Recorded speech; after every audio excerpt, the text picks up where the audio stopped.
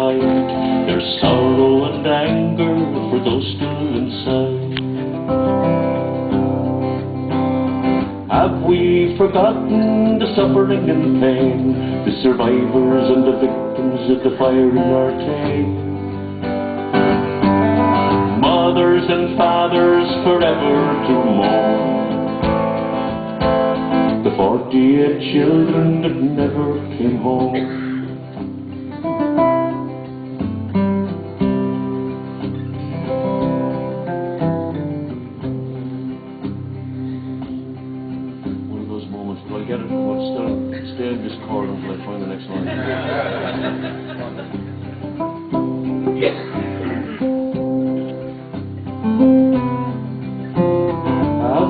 Forgotten the suffering and pain, the survivors and the victims of the fire in Artane.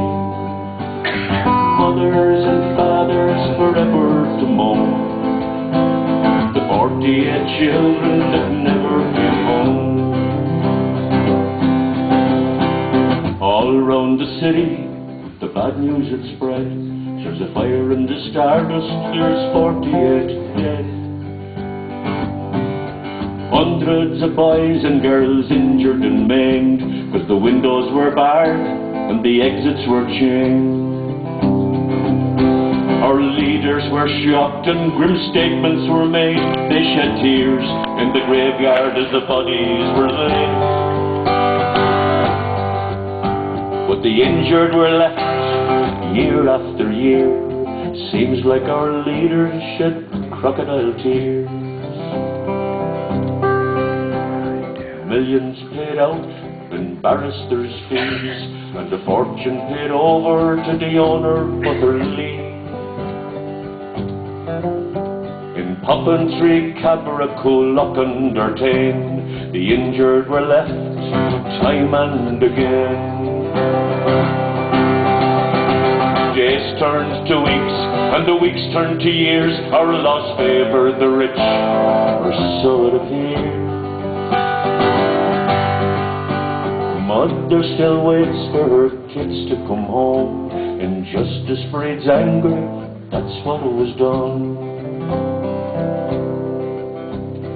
Let us remember the suffering and pain, the survivors and the victims of the fire in Artane. Mothers and fathers forever to mourn the 48 children that never came home.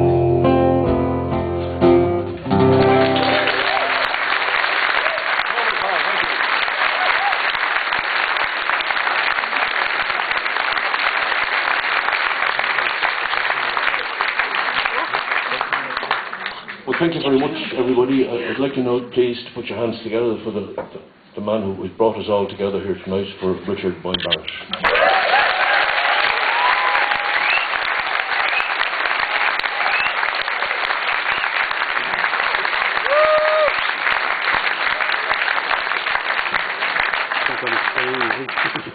Of course, Christy has completely undermined me by calling me Richard Boy Band. Especially seeing as I was a punk rocker. That's a real insult.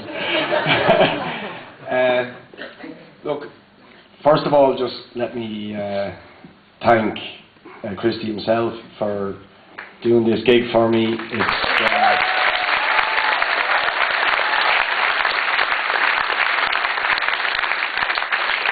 If you've got a legend at your back, you're doing all right. And but let me also thank Declan and Vicky and Andy, all the way from Laoghaire.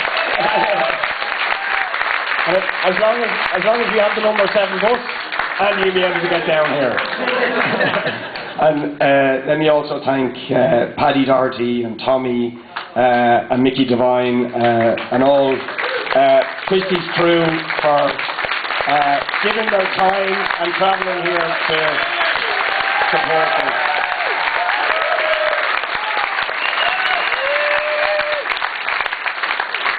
And also, of course, to Dave Lorden, who's you know, a very long-standing, a very close friend of mine, and a great inspiration to me. And he's totally thrilled now that Christy's taken up his poem, The Lost Tribes of Wicklow.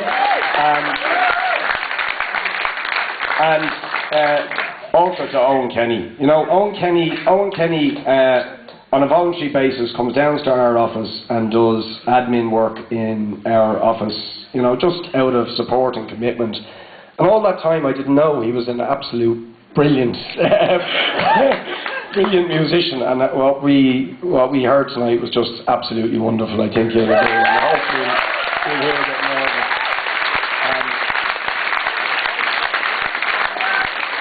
And can I just thank, without naming them all because it would take too long, just to thank all my own team and people before Profit who I just put in such Trojan work. It really would list, and it would be unfair.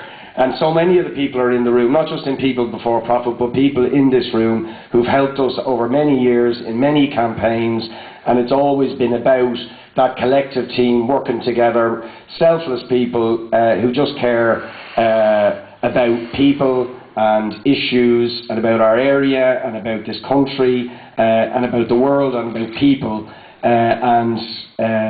you know, without them we'd be nowhere. And I just really want to give all my appreciation to all that support and help that they give us.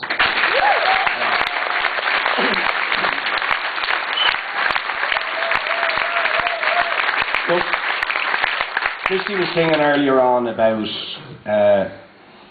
what would those who laid down their lives in 1916 think about some of the people who've inherited this state, our leaders, and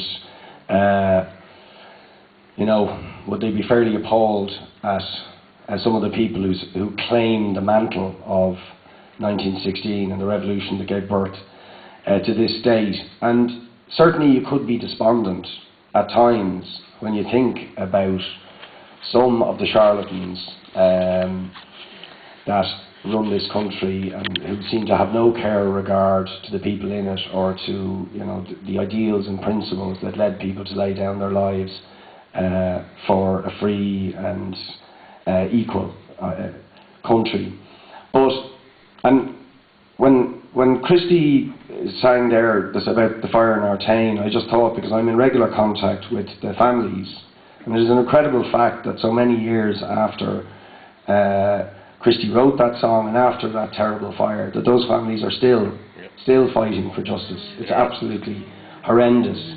And government after government refuses to look at the evidence now that they've compiled that shows without a shadow of a doubt that the official record of that fire is a lie. And that the owners of that nightclub were culpable in a very serious way, in a criminal way, for what happened and the people that were killed. And but still the state. I mean, in some ways I find it difficult to fully get my head around why governments so many years afterwards still want to protect those, or refuse to acknowledge the truth of what happened and give justice to those families.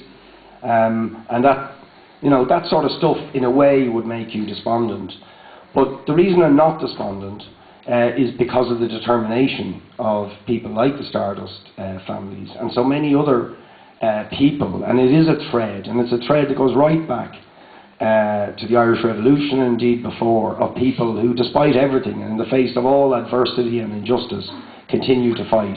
Mostly people who are not known, who aren't standing on platforms, who don't have a public profile, but just fight and resist and try and make the world a better place, and stand up to and challenge the injustice and inequality. And there's so many of those people in this room tonight. One I want to mention, because it's very immediate, is a very little project called the Oasis Project in Monkstown Farm in Mounttown, which is a project that's been running for I think about 15 years. 3 people, Dave Hennessy, Adele and Lynn, who I only met the other night. I know Dave Hennessy for years. Who were being paid buttons, nothing, like you wouldn't work for the money, for 15 years to work with teenagers in Monkstown Farm. They'd walk the streets at night and got to know the young teenagers in an area that has a lot of disadvantage, a lot of problems.